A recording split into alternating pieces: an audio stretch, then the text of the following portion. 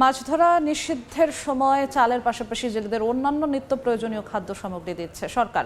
বিস্তারিত জানাতে পটুয়াখালী আছেন সহকর্মী মোহাম্মদ মনির হোসেন বাদল। সরাসরি যাচ্ছি তার কাছে। বাদল, জাটকা সংরক্ষণে কিন্তু মার্চ এপ্রিল কিন্তু বাংলাদেশের যে 5টি অভয়াশ্রম রয়েছে 6টি জেলায়, এই 6টি জেলায় কিন্তু মাছ ধরা বন্ধ করেছে সরকার।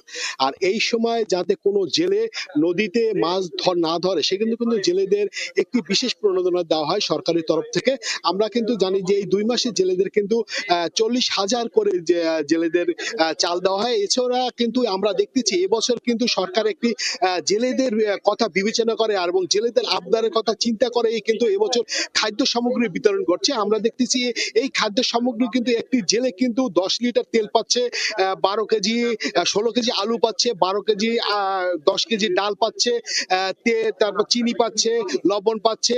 এরকম কিন্তু অনেক টাকা, প্রায় 5 থেকে 7,000 টাকার খাদ্য সামগ্রী কিন্তু এবছর সরকার কিন্তু দেওয়া শুরু করেছে এই জেলেদের। যেহেতু পটুয়াখালীতে প্রায় 80,000 জেলে নিবন্ধিত রয়েছে, এর ভিতরে কিন্তু আমরা দেখতে পাচ্ছি যে এই যে পটুয়াখালীর যে 4টি উপজেলা রয়েছে, 4টি উপজেলায় যে তেঁতুলিয়া সংলগ্ন যে জেলেরা রয়েছে, এই জেলেরা কিন্তু 20,000-এর বেশি জেলে কিন্তু আজকে কিন্তু এই খাদ্য সামগ্রী চালের সাথে সাথে খাদ্য সামগ্রী প্রণোদনা পাচ্ছে। এটি আসলে কিন্তু এই প্রথমই দেওয়া হচ্ছে জেলেদের, যাতে করে জেলেরা এই যে 2 মাস এই জাটকা সংলগ্ন 2 মাস নদীতে মাছ ধরতে না যায়, আর যাতে করে এই জাটকা ইলিশগুলো বড় হয় এবং বড় বড় ইলিশে পরিণত হয় এবং ইলিশগুলো যাতে আবার জেলেরা ধরতে পারে এবং সাধারণ মানুষ ক্রয় ক্ষমতার ভিতরে থাকে।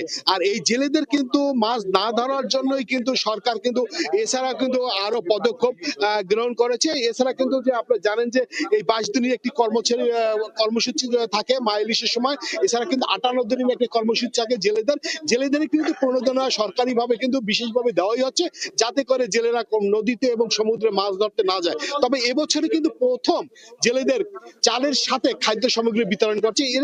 এতে কিন্তু জেলেরা খুবই খুশি। এই ছিল আমার কাছ থেকে আজকে জেলেদের যে খাদ্য সামগ্রী বিতরণ করছে তার সর্বশেষ। সরাসরি যুক্ত ছিলাম পটুয়াখালী।